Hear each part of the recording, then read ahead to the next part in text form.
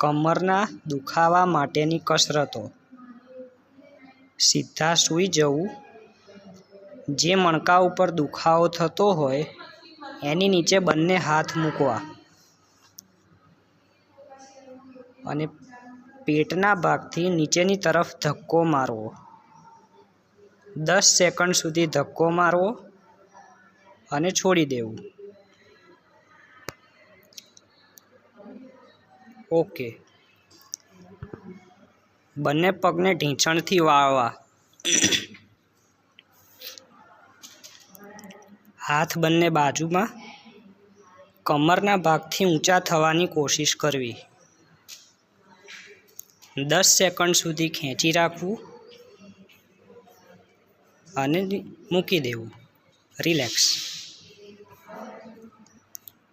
બંને પગને ઢીંચણથી વાળવા અને છાતી તરફ ખેંચવા. 10 સેકન્ડ સુધી ખેંચી રાખવા અને છોડી દેવું. રિલેક્સ. આ ત્રણેય કસરતો 10-10 વાર દિવસમાં 3 વખત કરવી.